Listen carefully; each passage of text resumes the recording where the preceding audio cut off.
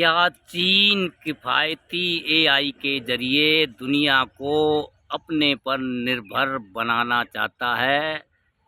कृत्रिम बुद्धिमत्ता एआई के क्षेत्र में चीन की सक्रियता ने अमेरिका की अग्रणी प्रौद्योगिकी कंपनियों के वर्चस्व को चुनौती देना शुरू कर दिया है। हाल के घटनाक्रम ने यह बहस तेज कर दी है कि क्या एआई की वैश्विक दौड़ में चीन बढ़त हासिल कर रहा है और अगर हाँ तो इसका इरादा क्या है।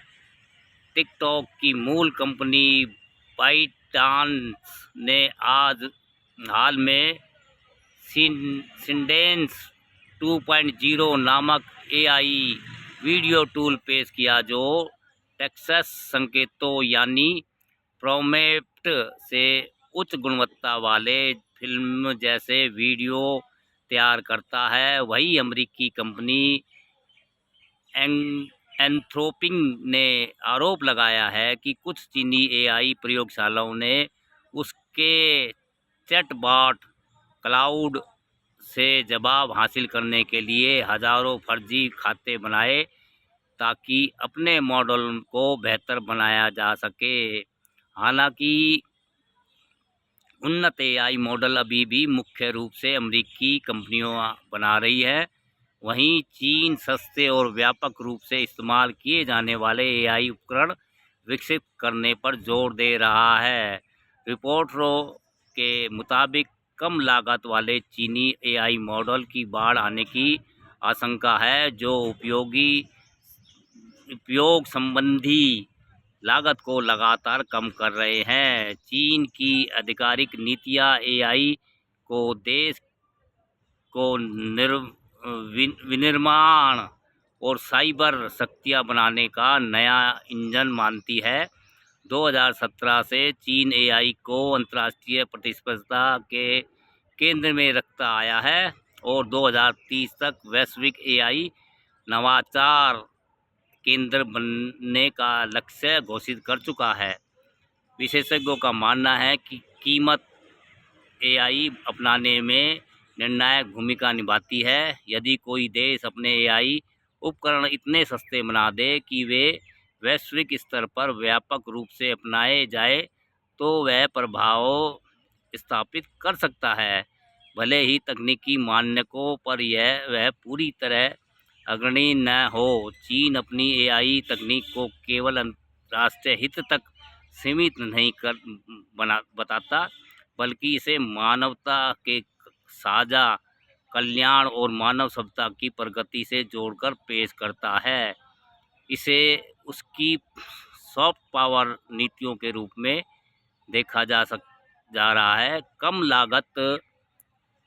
लागत और उच्च गुणवत्ता वाले जेनरेटिव मीडिया उपकरणों, खासकर गैर पश्चिमी बाजारों में तेजी से फैल सकते हैं, जहां अमेरिकी प्रौद्योगिकी वर्चस्व को लेकर असंतोष है। आलोचक चेतावनी देते हैं कि चीन के एआई विकास एक ऐसे राजनीतिक ढांचे के भीतर हो रहा है जो सूचनाओं के नियंत्रण और सेंसरशिप को प्राथमिकता देता है। फ्रीडम हाउस जैसे संस्थाओं ने चीन में इंटरनेट स्वतंत्रता की स्थिति को बेहद कमज़ोर बताया है। चीन ने 2022 में समाचार फीड और वीडियो प्लेटफार्म के एल्गोरिदम के लिए ऐसे नियम जारी किए हैं जिनमें मुख्य धारा के मूल्यों और सकारात्मक ऊर्जा को बढ़ावा देने पर जोर दिया गया है।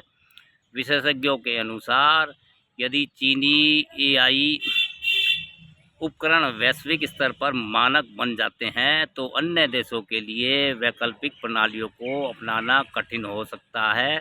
इससे एक रणनीतिक दुविधा पैदा होती है। क्या देश सस्ते और प्रभावी चीनी एआई उपकरणों का लाभ उठाते हैं वे उन प्रणालियों पर निर्भरता से बच पाएंगे जो एक अधिनायकवादी मॉडल से प्रभावित है। एआई की वैश्विक प्रतिस्पर्धा अब केवल तकनीकी श्रेष्ठता का प्रश्न नहीं बल्कि आर्थिक प्रभाव, सॉफ्ट पावर और सूचना नियंत्रण से जुड़ा व्यापक व भू राजनीतिक मुद्दा बन चुकी है।